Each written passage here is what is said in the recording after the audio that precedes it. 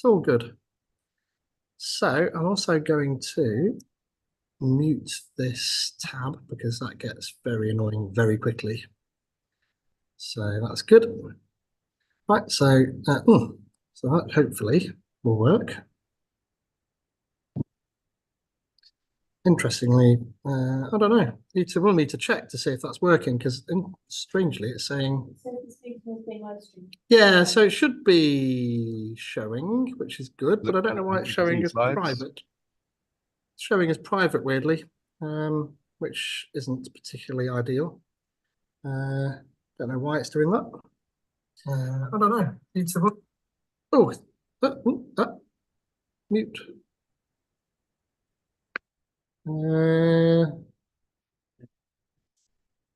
It is public, so I don't know why it's doing that. Anyway, it should be working. So thank you very much for coming along to tonight's .NET Knots. Before we get going, we do run an inclusive and safe environment in our meetups. Really, there's a lot of words there, but it's that be kind and considerate to others. If everybody does that, then it will all be good. I know everybody apart from you at this meetup, and I'm pretty sure that you're nice. And I know a few folks in the remote there as well. But if anybody does feel like that our code of conduct has been broken in any way, then if you're in person, then come see me.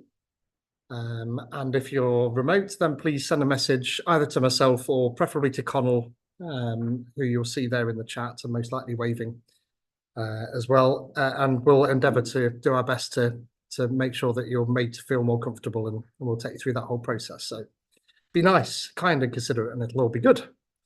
As far as sponsors are concerned, then I can skip really fast or go back. BGSS is where us in-person folk are sitting, and they're very kindly sponsoring the location, all of this audio, video equipment, and the beer in the fridge as well, which is nice. Likewise, we have Rebel here. Hello.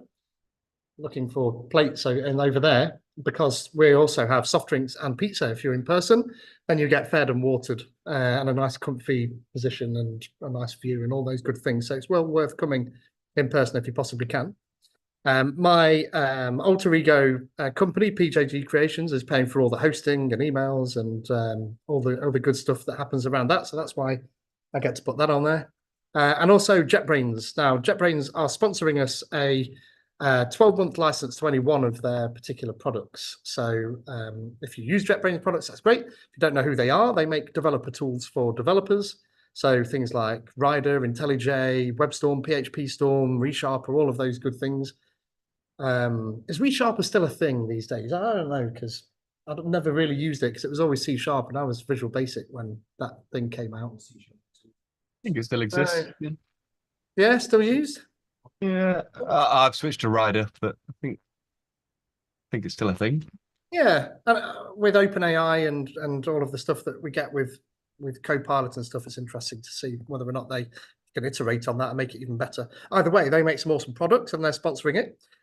So if you tweet on the hashtag .NET tonight, then at some point in the next couple of weeks, I will draw. I promise. I'm not being very good at doing that, but I will draw out, and someone will win. Probably more than one person will win a JetBrains license. So absolutely do that. There are MVPs here today. There's at least two of them in person. Laura and I. Yeah, we've got renewal coming up at the beginning of July, so we're both crossing fingers here. We're fine. I'm confident. But either way, so this is a mechanism by which Microsoft rewards folks who do speaking in person or organizing meetup groups like this, or committing to open source repositories or making blogs, things like that. And in reward, we get to work with the product groups over at Microsoft and be more aligned with them, get private preview to stuff before it comes out, and Azure credits and Office and all those good things. So it's well worth getting involved if that's something that interests you. If it is, then by all means get in touch with me or indeed Laura, and we'll help you along that journey. Tonight, we have the fabulous Laura Graham-Brown talking about Microsoft Fabric and what is the fuss with it. There's a lot of fuss with Microsoft Fabric, but I like it. It's good. Coming up, we've got the awesome David Whitney coming up, and this is in September. So we take summer off because we like to go to the beach. So there's no July and no August meetups. We'll be back at the end of September. So it's 30th, not the 29th, by the looks of it. I've not organised what David's speaking about. Whatever David Whitney speaks about will be good. So I'll put that up on Meetup once I know. And also in September, we've got Nikos Delis talking about how we can monitor and manage a farm of robots using Azure IoT and digital twins. And all of those words speak to me because that's generally the sort of stuff I'm speaking about as well. So really looking forward to that one. And with that, you can stop listening to me babbling and we can actually let Laura do the interesting part of the evening. So we'll do laptop switchovers and all of that sort of thing and go from there. So what we tend to do is if you just put your questions in the chat, then either myself or Connell will interrupt Laura as we go. And then at the end, we can open it up and folks can ask questions willy-nilly at that point. And other than that, enjoy, folks. So look at this.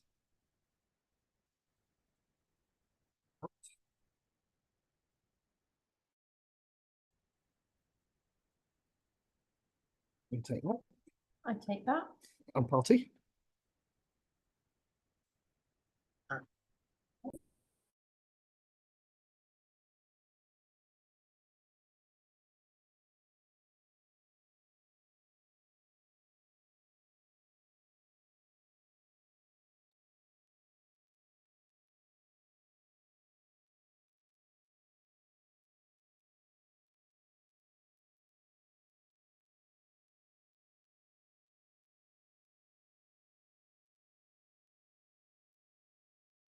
And shout, you might need to choose the right mic in the bottom left-hand corner. So I don't think it's using the right one.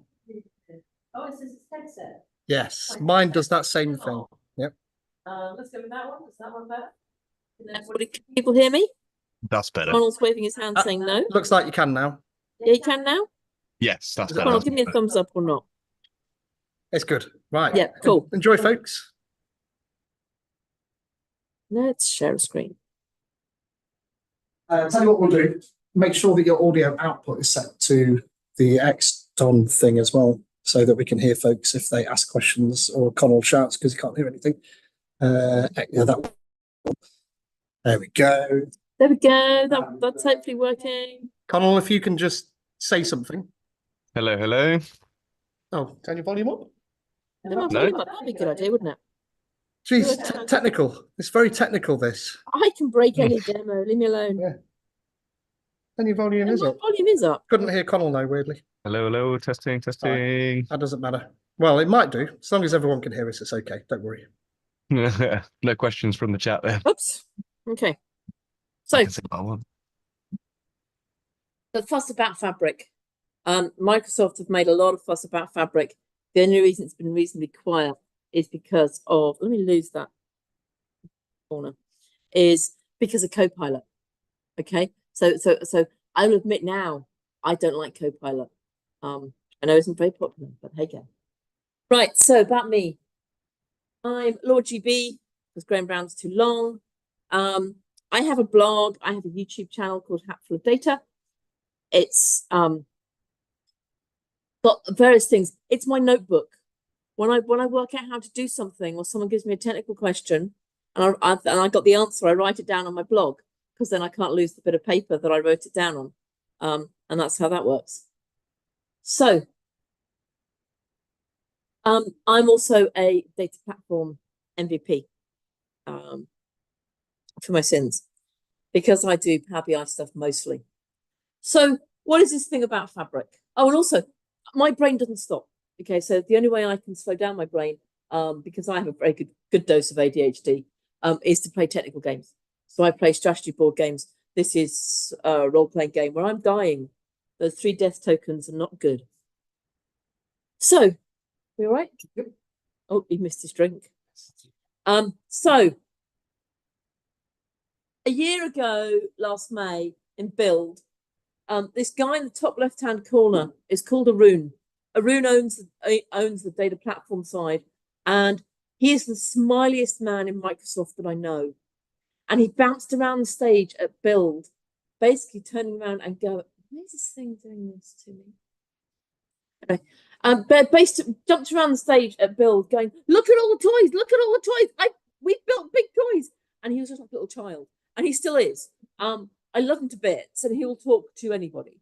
And he is smiley all the time. I'm very excited. And this year at Build, they announced some more new features. They announced some new things. But this is the classic diagram from Microsoft of showing you what Fabric is. And it's got a whole bunch of things that it calls experiences across the top there. And then underneath it all are these layers. So some of which you'll recognize, like Purview, if you work with data at all.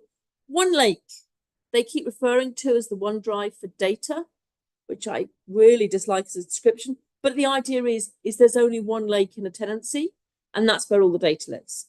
So as long as you've got access to the right parts of that one lake, you don't have to worry about where the data is. It can be found. And of course, there has to be a layer of AI. There has to be a Copilot in there. And the AI gets applied. I've got a Fabric jacket somewhere that has on the back of it the Unified Data Platform, the Year of AI. Okay, they have to include AI somewhere, given the current technical landscape. But the important part of that description up there is unified. Okay, it's one platform. Because if we go through the so I've got the old one slides. Microsoft are very aware that the amount of data out there is just growing. Okay, all you guys who are dead, all you guys who are working with data in all different forms will know data is growing at a phenomenal rate. And you can see in here the stars down the bottom, I think is because it's not confirmed. Nobody will tell you what those stars are about, but this is Source IDC. But in 2020, there was a big jump. It's because we all started working from home and everything. We stopped doing things on paper. We did things electronically. But it's just growing. It's not going to stop. But we don't keep it. We only keep about 2% of the data. But we want to know about it now. So we want to know what the reactions are and what the things are and what we should be doing. So that's where Fabric knew that was coming. And that's why they stepped into the game. The history. Okay. Lots of the things we can do in Fabric, you've been able to do for a long time on the Microsoft stack. But the issue was, when I was working with clients, we'd have a solution, would be, we go, oh, yeah, we're going to do this, you have a data warehouse here, and you're going to do this with this, and we're going to do these AI parts here, and we're going to do all these clever things, and you can have Azure Data Factory here, and blah, blah, blah, blah, blah, blah, blah. And then they'd go, so how much is it going to cost me per month? And we'd go, well, we can estimate the storage. Yeah, but what about the compute cost? And we'd go, think of a number, double it, and that might be it. It was pure guesswork. Still is pure guesswork on Azure. I've had that £1,000 Azure bill because I left something on. And yeah, I convinced Microsoft to not charge me £1,000. But every company's done it at some point. And in some of the large companies, it's a lot bigger than £1,000. So getting that right was hard work. So they moved from lots of core resources to Synapse. And Synapse kind of coordinated some of it and got some of it together. But there still was that bill problem. There still was that we don't know what the bill at the end of the month is going to be. And also finding all those things, finding all that technology in amongst, if you're not an expert in navigating Azure and finding all the right things, it was a nightmare. So they brought in Fabric. Fabric is basically, let's make use of a platform. We already have authentication. We already have spaces for people to work in. We have workspaces. And let's surface into those workspaces all the things that they've been going off into Azure to find. But we have to charge them for that. So they've made use of capacities that are attached to Power BI, and you can pay a certain amount per month. And there's different levels of capacity from the F2, which is about $200 a month, all the way up to, well, the F64 is about $6 or $7 grand a month. Moving up, and there's a couple of layers above that as well. It varies according to which region you're in. So that's why I say about, and I can't give it accurate to you. So the other thing that is the change in Microsoft. I've been working with Microsoft products for 30 years now. I remember Excel 4. It was horrible. And in those days, Microsoft very much were well, if it's not Microsoft, why would we talk to it? And Microsoft came up with their own version of PDF because they thought they could invent something new and everybody would use it. Nobody can remember what it was called. But now that's a change. That's a change possibly with Satya leading Microsoft, is they're now talking to their competitors. And they're now working with their competitors. And one of the announcements at Build this year was that Fabric works very well with Snowflake, works very well. It's using the same storage technique as Databricks is using. It'll talk to Adobe, it'll talk to Salesforce, all those things it will talk to quite happily. Snowflake, they'll even allow you to store data in Snowflake and see it in Fabric, or store data in Fabric and Snowflake sees it as its own data. So it's very much not just talking to, but collaborating quite close. And that's a change in Microsoft in the past 10 years, in my opinion. So, enough talking, it's demo time. So what I thought I'd do is I'd walk you through. I am not used to speaking to such a technical group. You guys write code and stuff. I'm a low code advocate. So most of the stuff I do is low code.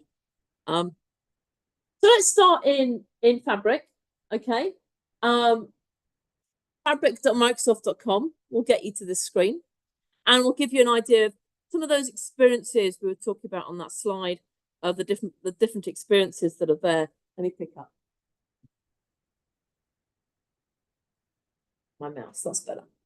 So there's different experiences, there's the different parts that you're going to use inside Power BI, and there's different ways to find them. And they've tried to make it that there would be different parts in here. I have to confess, I don't use any of these because I can never remember. So where's a lake house? Who does the lake house? I can't remember who does the lake house. I can't remember those parts. So I'll show you how I build these things. So I'm just going to click on one of these and it'll take me into the Power BI experience that if you've used Power BI before, you'll have come across. So what we're going to do is we're going to walk through building a few things in Fabric, just to show you how quick and easy we can build some things. Please interrupt me with questions if you've got any. So let's go for a new workspace.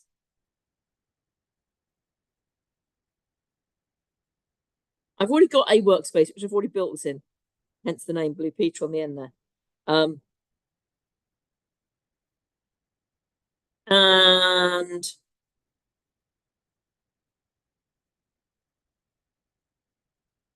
so there we are. We've got a workspace. I've got a Fabric trial, which I managed to convince to renew this morning, which was quite nice because it only had 6 days left. They give you a 60-day trial, okay? And you can tell when it's a Fabric workspace, or it's a workspace at least it's got premium of some sort, and that is the little icon that's there, okay? That icon can be there because of a premium capacity, which was the old ones, but you still get Fabric. And a Fabric content also be there if you're a PPU one, and it's got a little person there. No Fabric content for the premium per user. So I'm also going to make use of a new feature in Power BI, which is this task flow. So let's start by looking at uploading some data from a CSV. So I am going to convince this screen. I'm going to zoom out just a little bit. Hopefully it's going to give me. Wow, it's not. There's a bug. No, it's not. Well, we're going to zoom out a little bit more. Sorry. We'll zoom back in again in a sec, guys. So I'm going to add. Did I have done it at the top? You can only do it there when you haven't got one. I'm going to complain about that. Anyway, add a task. So the first thing we're going to talk about is we're going to talk about where we're going to put our data. So I'm going to put up a little store data, and it gives you a nice little blue box, and I can click new item, and then it gives me ideas of what that could be down inside here. Nope, that new there wasn't there. No, that new top left gives you other things. Because hey, interface, Microsoft, no. So almost as bad as their naming. But let's not go there. Let's not go there. So I clicked on the new item down there, and I can click on Lakehouse. So let's call dot knots. Sorry, it's probably not, it's not your name, is it? No, It's close. close enough.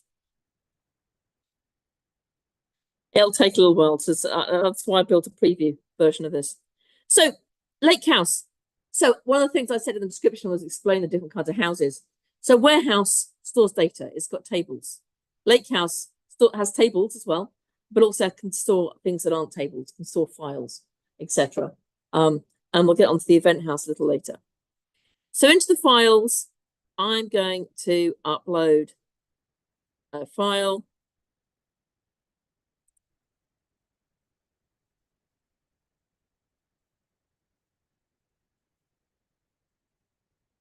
And we are going to upload product.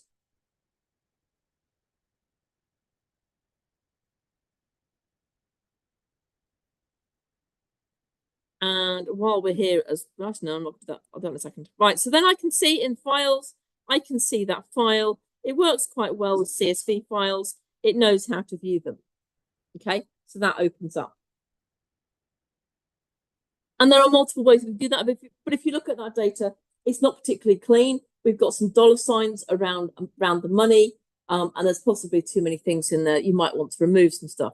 So the first thing we're going to have a look at is doing some cleaning up of that data. Okay, so let's go back into our workspace. And let's add in, so they've added it top left now. Let's add in a prepare data. Think that'll do it? Let's see if that does it. Yeah, there we go. Prepare data. And so what you can do is you can design up this task flow, and I can turn around and go, and that one logs into there. And it's a way of documenting how things flow into each other. Those lines don't actually do anything apart from illustrate what's happening. Okay. So I can do a new item. I'm going to go for a notebook. Now, I am not a Spark coder in any shape or form. It's got a connection to the lake house. Okay. Oh, no, it hasn't. Apologies. It should have a connection to the lake house. Let's add that connection back in again. So an existing lake house. I called it .knots. And I can click add. So now it's got connection to the lake house. It can see the file we loaded. So I click on files. There's my file. Okay. And I can, so this is a standard notebook. If you're used to writing notebooks, there's nothing limited in here at all. You can do what you expect to be able to do. But one of the things they did with Fabric was they introduced some low-code techniques and some low-code things that we can get away with doing. So I can bring in that product, I can drag it into here, and there we are. It's worked out what it thinks it wants to do with that CSV file, and I can do a run of that cell. It'll take a moment because it's got to start up the Spark engine.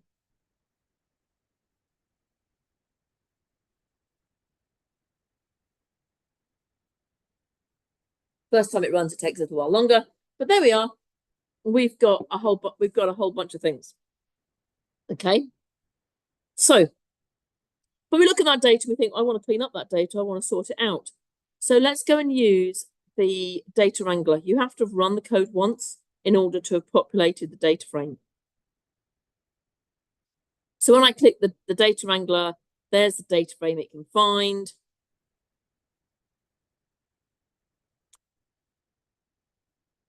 I'm just give it a moment to come up.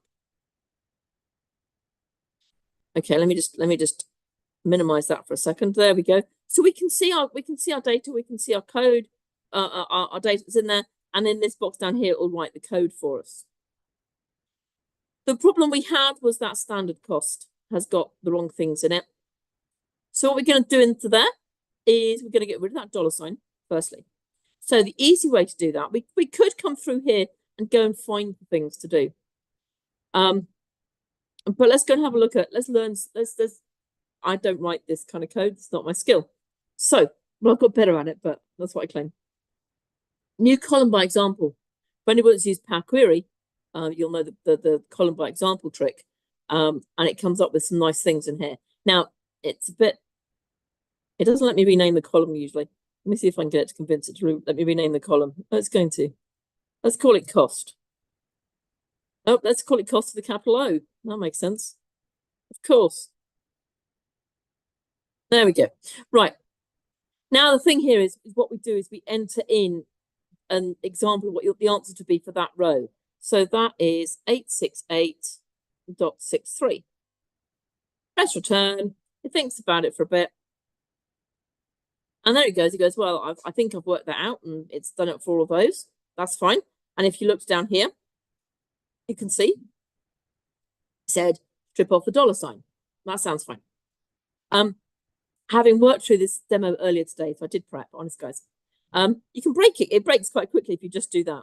Because if you scroll down here, you'll see there's some over 1,000 and they've got commas in.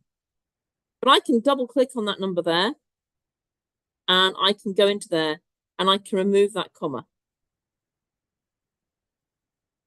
And it thinks about it for a little bit longer.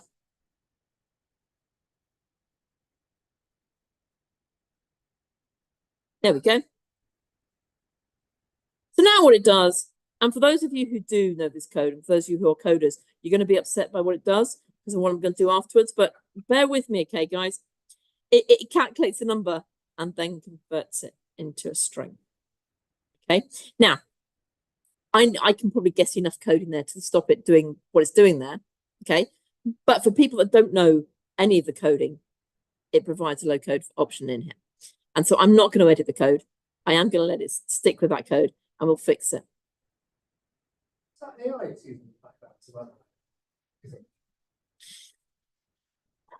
AI to a certain degree, but column by example's been in Power Query for past 10, 15 years, 10 years. You know, it now and again it gets it horribly wrong.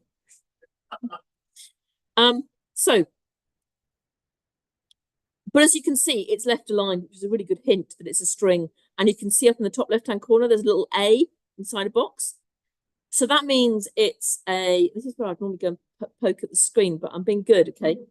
I'm pointing at the screen with my cursor instead. That one there, and also over here, the product key, I need to be a number in order for it to work in my next example, my next demos. So what we're going to do is I'm going to clone to there, right click, okay, and we're going to go change column type. I complimented the audio cursor. What was it called? It was Cobble, actually. That's a great presentation cursor. Everybody thinks that's what it is. It's got nothing to do with that, okay? I'm 55. I'm blind. I can't find my cursor on my 3 screens. So, and here's another thing, look. The drop down here. What happened here? Yeah, well, okay. And we're going to come down here and we're going to go and find, we want it to be a float. And I'm really not a coder, but I'm assuming float 64 takes up more space. But it's small. We'll go with float 64. Give it a minute.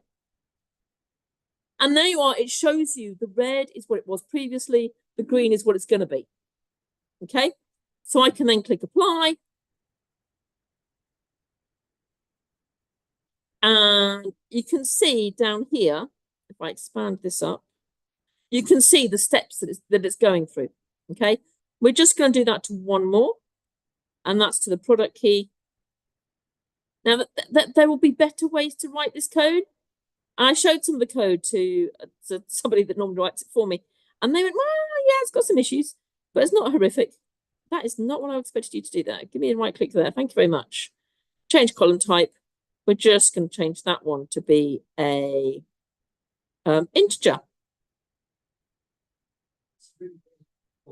It is a really weird bug. And I have to admit, I haven't taken a screenshot of it to get sent through. A huge long list and it can convert everything to everything, but it knows that that's text and it can only convert those things to that thing, and somebody forgot to remove the blanks. Yeah, but no, because normally it's the same list, but they have a lot less spacing. I don't know. Anyway. So there we are. We can see at the top there, I can see that I've got my product key, my product, standard cost. So I've got standard cost and I've got cost. Last thing to do. So what I'm now going to do is I'm going to go right click and I'm going to go drop columns. And that then gives me a drop down list. See, this one behaves. I'm going to drop standard cost. I don't really care about the colors either. Okay, so you can pick and choose what you're going to keep, what you're going to lose. And then do apply. And there we are. I've got my data. I'm happy with what's there. Okay, and it's showing you at the top here how many distinct, how many are missing, etc., through your data. It's showing you the cleansing of your data, and on numbers it'll show you the distribution. So then I can click on add code to notebook. We can go and copy it and go and check it out elsewhere. I'm sure Copilot will have an attitude. And I'm expecting there to be more things in here that do the Copilot side. Now, what it did was it wrote all that code in Panda, and now it's converting that code into Spark. Whether this is a good idea, code conversion automatically has never been a good thing, as far as I'm concerned. But anyway, it appears to work. What it also does,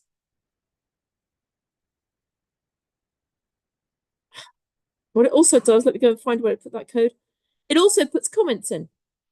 So our column that we put in, by putting in examples, it's shown you what the examples that you put in to get that. Okay, so, and it puts comments all through the code. Okay, so we can then run that cell. Can you version control this? Yes. So one of the things they announced recently at Build, and the only reason I haven't turned it on is because I'm not an expert enough at it. I haven't played with it enough to demo it. Is control with Git. So yes, that CI/CD can be turned on, but I haven't played with it enough and broken it enough yet to. That's my summer project. So there we are. We've done that part. We've run it. It's shown us what's going to come out. Okay, but obviously we've done all of that part. We now need to add another bit of code, and in all these notebooks and things, we can add in code in notes in Markdown.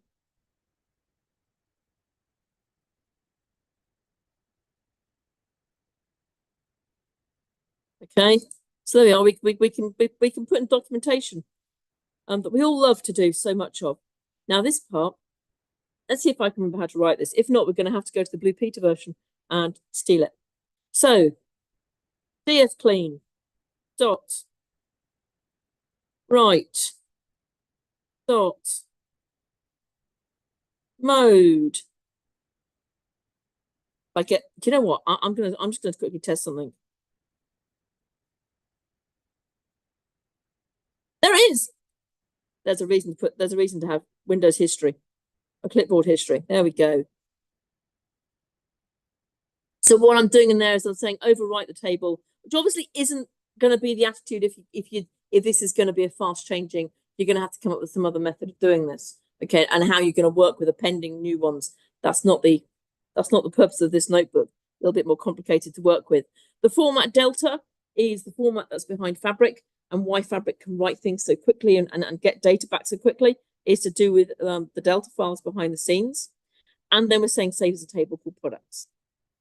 So if I go to run all at the top there,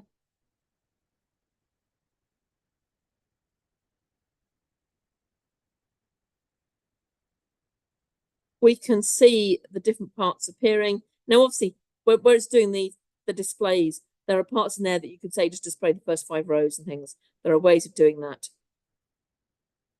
And this bottom one is still running, but it hasn't errored yet, which is always a good sign. Good demo. Haven't you heard my rep? I break things. So there we are. It's succeeded. Okay.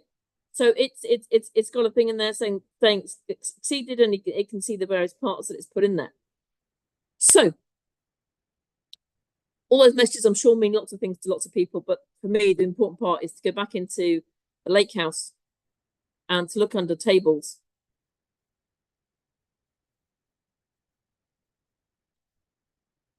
And there we are. We've got a products table. It'll get there in a second. Okay, just while that's loading. Our next one, okay, that we're going to do is one of the other things that came with Fabric. Data flows are a really easy way to do transformation with very little code. If you don't want to write the code, you can write the code, but nobody writes them, apart from people like me. It is the code I do write. So data flows are a great way to transform data and prepare data. It's Power Query, okay? But the data flows gave us a new option inside Fabric. So let's load up some files ready for that. And I am going to upload a folder. And we're going to go for the sales folder. And inside the sales folder is a whole bunch of CSV files. You're going to plug me. Oh, yeah. You noticed the power. I did bring a power lead. But you know, you can carry on, see. Thank you very much. Thank you very much. So, it's got in there a whole bunch of. So if I can have a look in, we can close that part there. If I come and have a look in the sales folder, you'll see there's a whole bunch of CSV files, and there we are. I've got the sales orders and the parts that were ordered. Okay, it's coming off the I think it's the Conteso database. I just nicked and made today's dates rather than 3 years ago. So we've got that. I want to put that into a sales table. So we're going to go back into our part here. I'm going to go for a new item in my prepared data, and I'm going to go for a data flow Gen 2.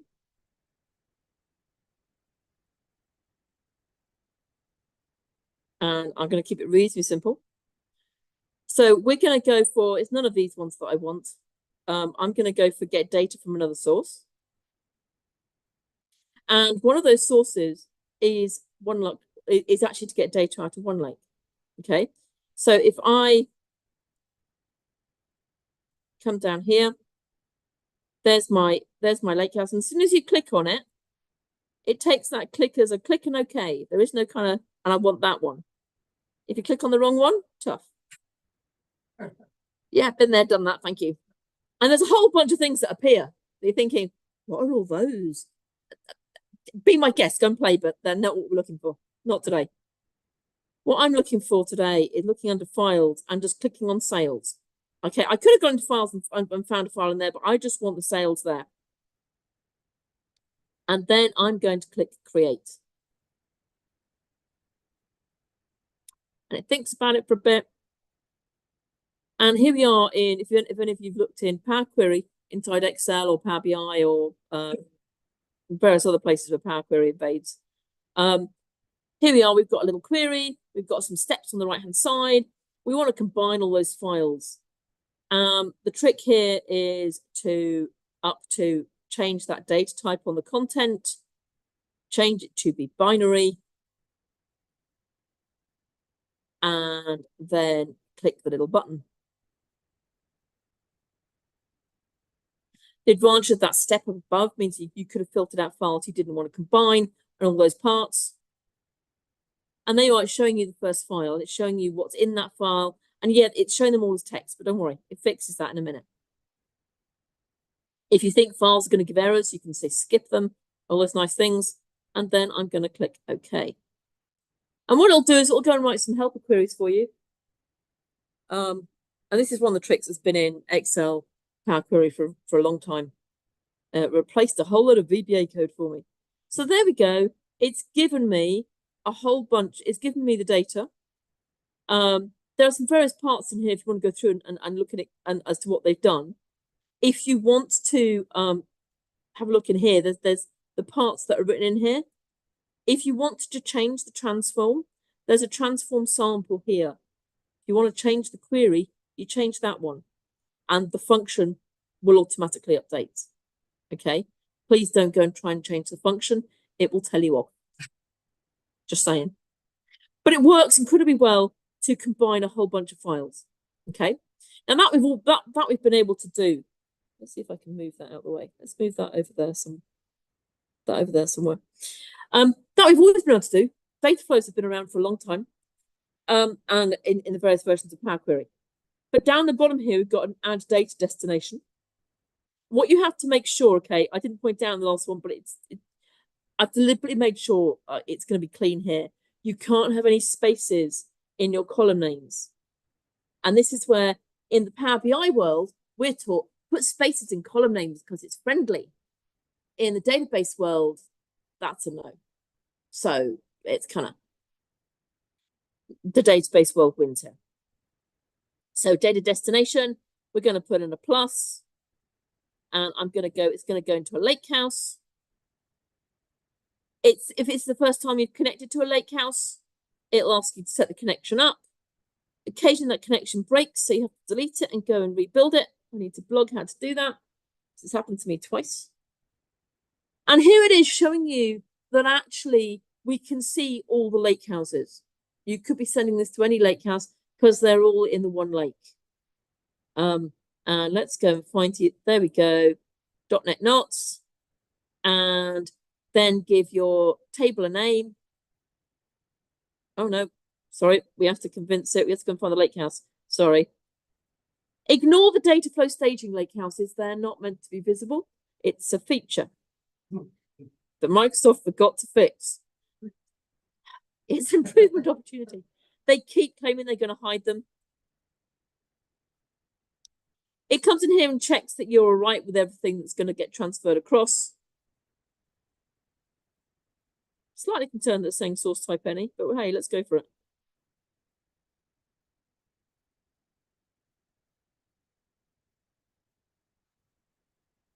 That is making me nervous. I am second guessing myself. Sorry, guys. I am second guessing myself. No, they've all got types. Lied to me. Okay, sorry. Let's do it. Let's do it again.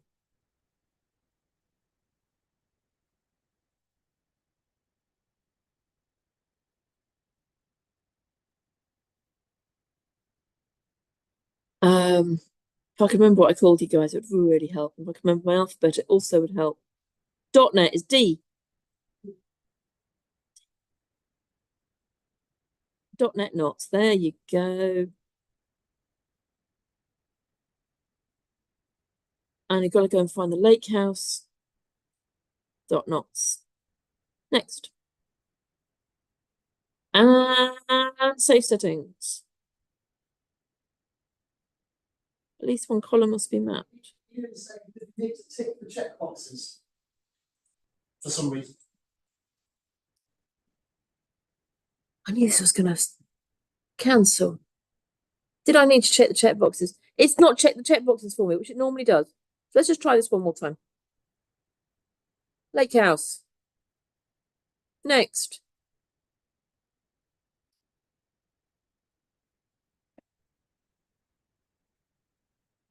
There's a search box, which is what I should use.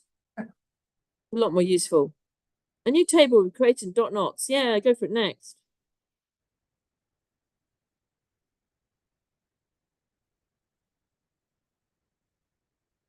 Replace. What to do if you press save settings? You get wrong. At least one column must be mapped. It normally maps them for you. I did not have this earlier today. My apologies, guys. Let me use automatic settings. It's not going to let me. My apologies. I am going to go and show you another one in a second. I didn't think I was going to have to do this.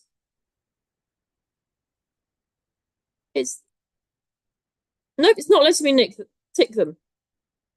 See, I can break any demo if I work at it. What's Fernando?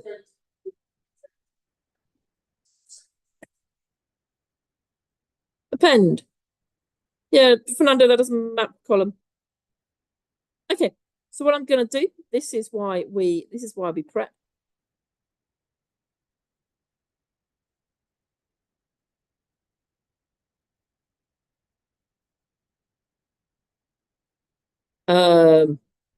I cannot map.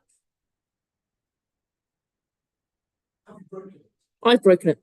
So what we're going to do, sorry. We're going to go to, if everyone upset Fabric people, go to app.powerbi.com and tell them it doesn't involve Fabric. Because they haven't changed the URL yet. Well, they have. Over here it says Fabric, but it still works here.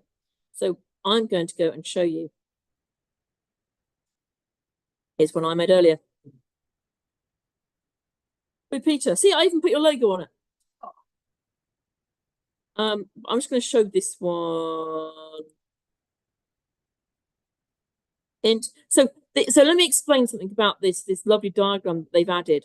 When you click on it, it will change the list down here. And we all got very excited that there were going to be folders inside workspaces because it was absolute chaos inside workspaces. But I'm not excited about folders at all because I'm more excited about this, that I can click on here and it shows me the bits that are related. So I come into here, I'm going to go into my data flow 1. And hopefully this one's going to work. So down here, I can see, I'm going to click on the cogwheel.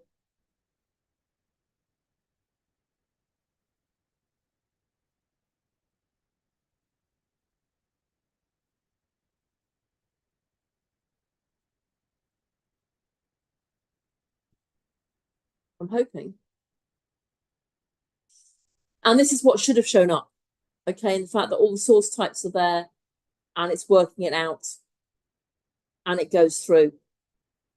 Okay, the automatic settings underneath it are saying replace. So overwrite. But you could have written a data flow that does the append. So if we were coming up with and if you're dealing with huge amounts of data, that's definitely what you'd do, is you'd go and find the maximum order number and then filter to only the new orders and you'd add them in rather than rewriting all the data all the time. Okay. So if I was doing it long term, I wouldn't be doing a replace every time because that's just a shed load of writing. And that uses up capacity and you can run out of capacity. Okay. So what that has done, so I'm going to cheat. What that's done is that creates a sales table. So we're going to go back to our one here and I'm going to press cancel and I'm going to cheat. I'll put publish later on there for a second. When you press publish, what happens is you'll see that the data flow down here saves and then does a refresh. It automatically runs. Okay. We're going to cheat in as much as I'm going to go back into my Lakehouse and say, well, I really do want a sales table, but I've got a sales table in another workspace that will work fine. So we're going to add it. And I was going to do this for the calendar, but anyway, it'll work for if you've got data elsewhere, you can do a shortcut. And a shortcut doesn't copy the data. It just gives a path to the data. Okay. So the data can be used as though it's local. So if I go into here and I go One Lake,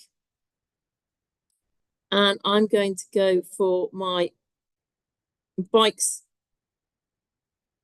Lakehouse. And under my tables there, I've got sales. I'm going to put a tick in there and I'm going to click next. So they have a feature called shortcuts, which allow you to access the data so it's local, but you haven't had to copy it through. Okay. And the one that I use this with clients is when we're going in to do that kind of thing is I go and do a shortcut, which was meant to be the example we did tonight. I can do a shortcut into the master data one. See, I've even promoted it so I can find it. And in there, I have a calendar. Go for it. Although they've already should be able to see. But Fernando is asking, how come Microsoft considered Dataverse an external data source? Is there no Power Platform friendship anymore? So Dataverse is separate. It's outside of Fabric. Please don't put it inside Fabric because that means we'd have to buy more licenses. But you can do a shortcut to Fabric. Or you can do a shortcut to Dataverse. It's newish. It's in preview, so you can do it and it can work with it quite well. But there are some issues. I highly recommend if that's the path people are going down. I highly recommend looking up Claire Edgson's blog. called Platform Guardian. She's done lots of work on it. Her and I have done work together. We quite often present together. So we've now got our 3 tables. For those of you who are SQL people and want to be able to go and play with that data in SQL, up in the top right-hand corner, there's a Lakehouse drop-down, and we can change that to an SQL Analytics endpoint.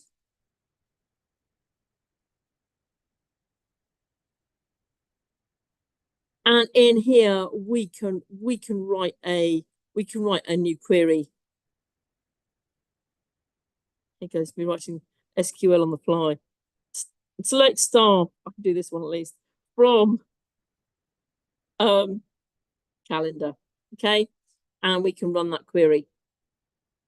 And there we are. It's pulled it through, and you can put your you can put your data into there, and that works. Okay, you can save views, etc. You can do the things that you'd expect to be able to do, except for you can't write to the data. Okay. So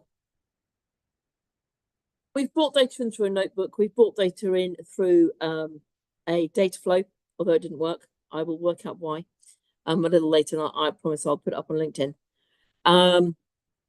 Obviously, there's other methods of ingesting data in. If we go and have a look, we can bring in pipelines, etc. What time am I meant to finish, Pete? You've got all right, but normally it's 45 minutes, but you know. When did I start? I'm not stopping. When did I start? 5 2, between 10 to 5 2.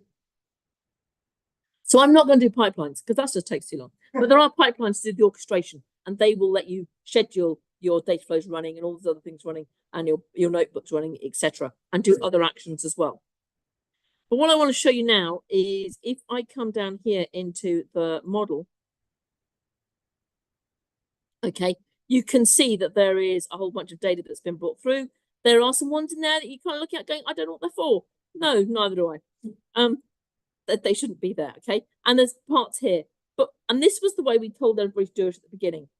Now I recommend that actually you go back to up to reporting up here, and we go for a brand new semantic model. It wasn't the way they'd recommended at the beginning, but it's, and I'm going to call it sales. And I'm going to bring in all my tables. And I'm going to go confirm.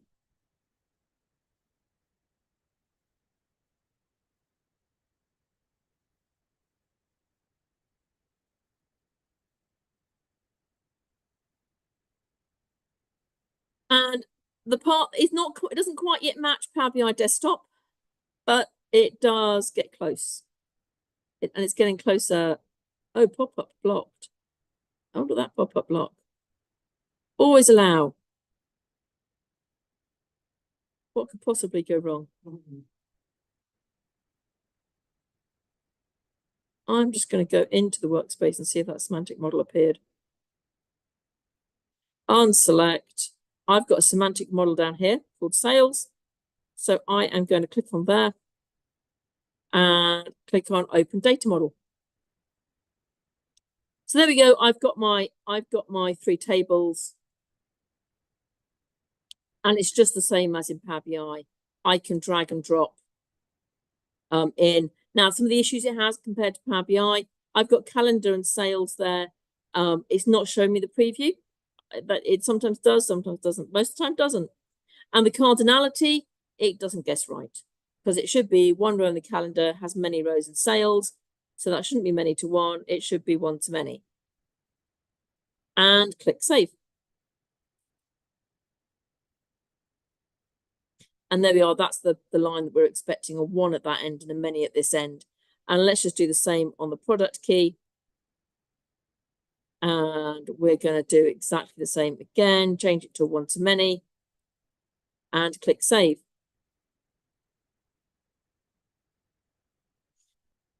And so once I've done those, I'm just going to do one very quick just to prove that we can.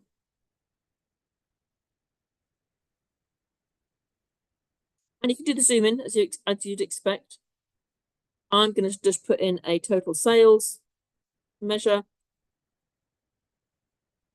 And you've got DAX as you'd expect to have it. So I can do sum X across the sales table.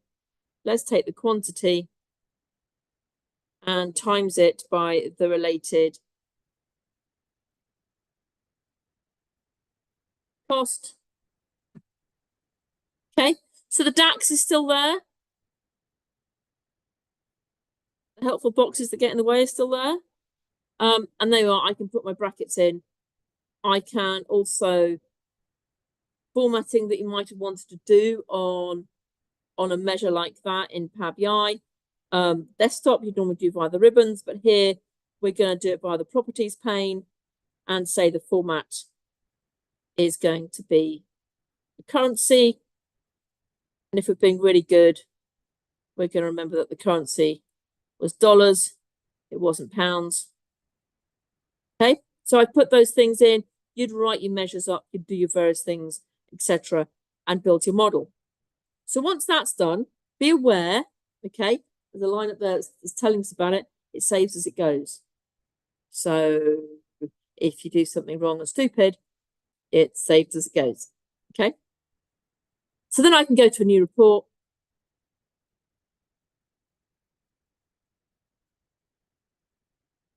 Last little demo. Okay, and from in here, we can do, I'm going to bring in my product, my categories, give me products, my categories, and let's bring in my total sales.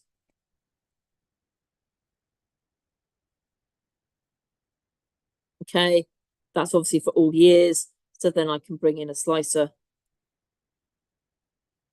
from the calendar to go for year. And you've got all the things you'd expect. It's the old version of Power BI. They haven't changed the to match the new version of Power BI. It'll get there. Just in the same way as Excel, when Excel first went online, it was horrific. Still not horrific. It's not as horrific as it was. It's got better. Just now and again, you find yourself using it.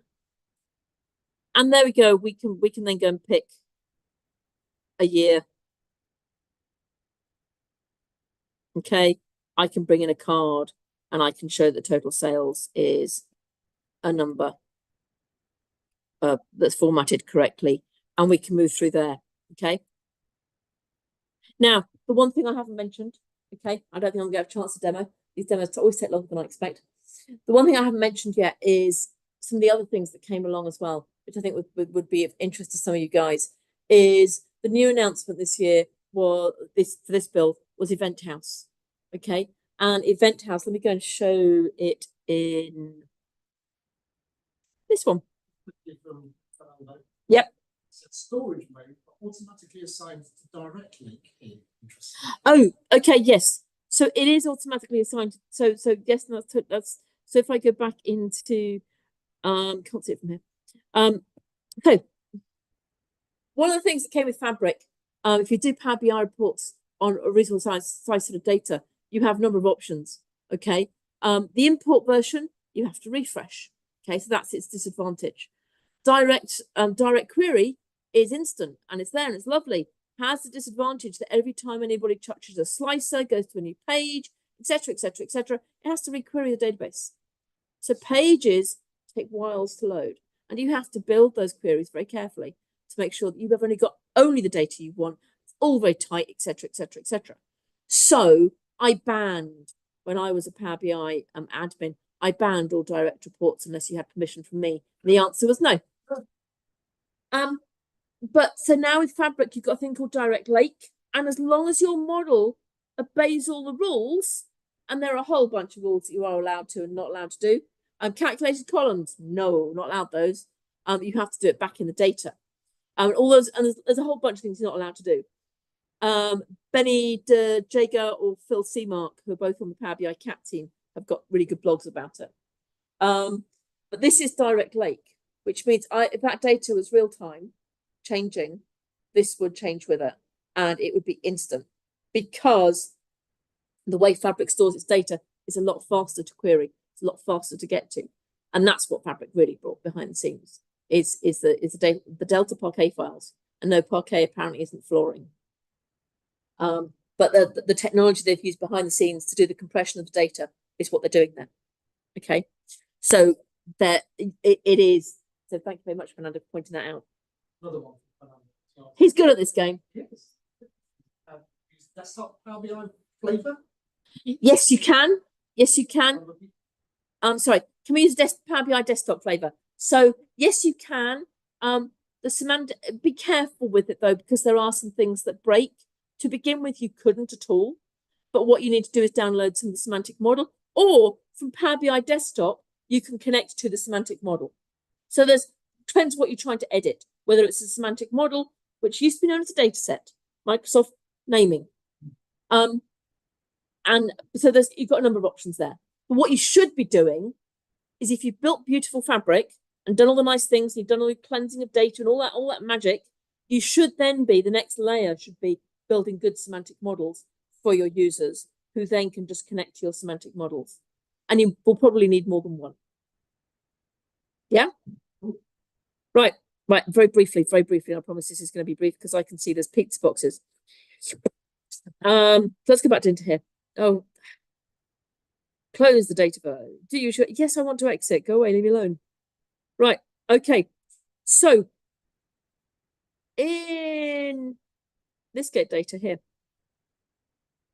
So there are there's an extra set of houses. And this one is called an event house. Okay, and they got announced recently. And an event house has in it, oh, this is in red. It's a bit scary, really, isn't it? 1.2 megabyte database size is too big, you see. I'm not sure why it's red. I'm gonna have to ask them about that. And they've given you some lovely data sets. They've given you some really good data sets to play with. This one is about how many bikes there are, and what it'll do behind the scenes inside this event house. So whereas in lake houses had tables and files, in an event house, you've got things like KQL databases to put into there, and it'll give you event streams. So some of your IoT data, event streams going into there and things like that, you can put into a KQL. And one of the really nice things about it, let me see if I can get to the right place to do this. I'm on the reporting end, okay, guys. You haven't worked out. This is actually what I do most of the time, is the reporting side. One of the nice things about here is I can go and have a look at some of the data, and I can explore it, and I can query it, and it'll write KQL for me, okay, and show me data there. And you can build up your KQL up there. And once you've got your KQL right and you've got everything you want, you can go and click build a Power BI report, and it will go away and it will build you a Power BI report based off that KQL database. And one of the things that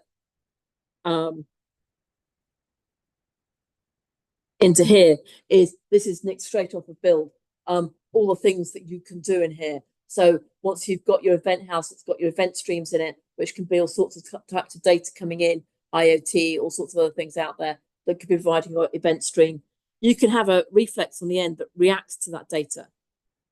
And this is where I'm going to really upset Pete. And if a parcel goes above a certain temperature, he hates that, don't I?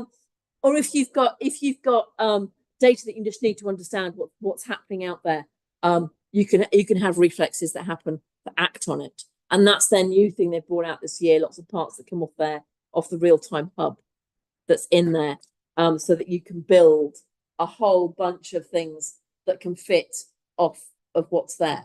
Okay, there are some fantastic things in Microsoft Learn that will take you through building those and how they work. Okay, so all good sessions, I think, should have some homework. Fabric has 60-day trials.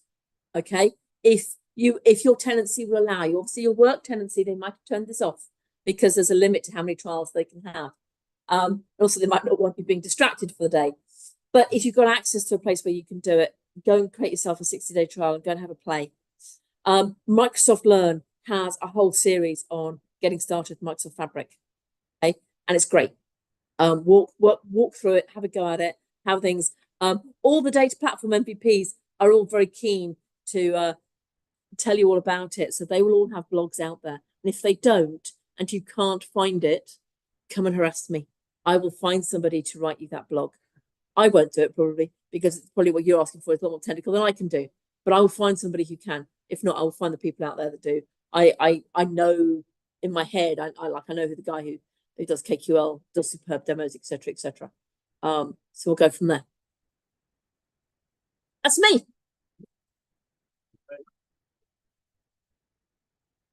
That's a video.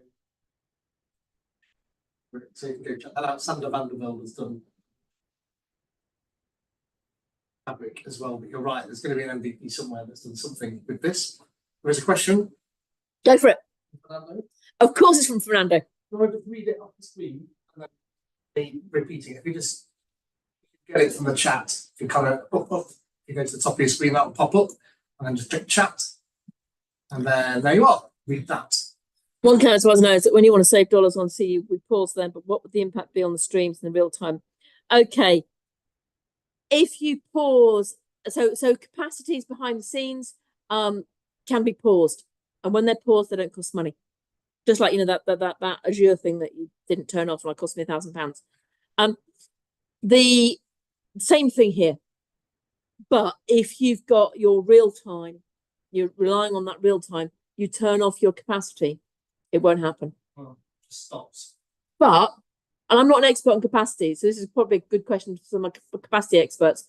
I think you can take a capacity and divide it, or you could have multiple capacities and work out how you're going to do that. Actually, that's what I probably would do with multiple capacities. And put if you really want your real time stuff working all the time, to put it there. And this is my lack of experience, knowledge in Fabric and things like that. Yeah. ADX is always my go-to. I want to land everything in ADX, and I can query from that, and I can surface it in Power BI and direct query and do lots of quite nice things. Yep. I see ADX being a point that you can then connect Fabric to, and then ingest that into something like a lake house or an event house. What are you getting? What does that give you that you shouldn't query direct to ADX for? What's a lake house giving you that ADX doesn't give you? Why would you do that? ADX you're paying for on somewhere. So you can do the equivalent of ADX. You can do that inside.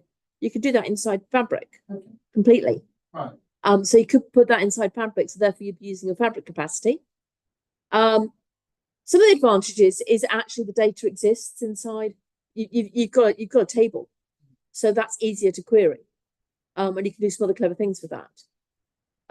There is, of course, for those of you that do AI stuff and things like that, there is, of course, an AI layer as well. We can bring in models and experiments and do all that. That's included with Fabric. So there's all sorts of parts in there. It seems like we've got a million different places. We have quite a lot of places to store data. And now with Fabric, we've got even more places to store data. So when I turned around to the data engineers that I work with and turned around and said, so at what point do you actually turn around and say, let's all move to Fabric? And they was quite blunt, because some of the data engineers I work with are very blunt. And their comment was along the lines of, if you're starting a new project, look at Fabric. If you've got an existing project, you've got an existing data platform that works really well, nah, don't bother. Really. And some of them, so there's a thing called medallion architecture that quite often gets used, of where data gets cleansed into a raw or bronze level, and it gets moved through various layers, 2, 3, 4, however many, till you get to a conformed reporting layer. And some of the ones that they've done is they've done all of that in the data system that exists, apart from the gold layer, they've put into Fabric. Because that's the ease of getting to it. For big clients, we've got small projects happening in Fabric. The fact that Microsoft have, say, they've got 11,000 clients using it full time, it seems a very small number to me. Oh. So there's lots of clients doing POC, proof of concept. Yes, it's GA. Yeah, no, it went GA and Ignite. Build was preview. Ignite was GA. They had to go GA. They had no choice. The shareholders wanted them to go GA. And then some more things went GA this build. but some more things got introduced. So there's lots of bits of it that are still in public preview. There's some parts of it in private preview. I'm expecting more announcements in the autumn. FabCon. FabricCon in Stockholm in September. I'm expecting more things to go GA, and I'm expecting some more announcements. I didn't know there was a fabric conference. Yes, they're bringing one to Europe. Stockholm. I think there's a current deal of $200 off a ticket. Any more questions? Is there a blog somewhere about you should use this data store for this thing? Is there a like use Lakehouse for this, use Event House for this, use SQL Server for this, use ABX for that? It's like No, it's like somebody should make one. but it sounds like a thing that Paul Andrews should do, don't you think? Yes. I'll tell Mr. Grumpy he's got to do it. Yes, no, there will be some advice out there, yes. Yeah. That'd be cool. That'd be a nice graphic to see. Anything else? Nothing in the chat. I've looked at it. Anything else from folks in the room? So anybody use Fabric? Do you, as a recruiter, hear people mentioning it yet? No, You need 10 years Fabric experience for this guy. no, there are some internal discussions about it. Yeah. And that's what's happening in a lot of companies. There's internal discussions going on, and as to where I think lots of companies are kind of looking at it and trying to work out some, and they're possibly building some POCs. And the clients, when they come and talk to me at conferences and things, when I'm not being avant-garde, my thing is we are turning around saying POCs. POCs is where we're at the minute. Unless you're doing a data project that is going to take time to go live, a couple of years to go live, etc., then yeah, sure, fine, let's look at Fabric. Fernando, so my trial only had 6 days this morning, and I got a renew, and I got to extend it, and that's not because I'm an MVP.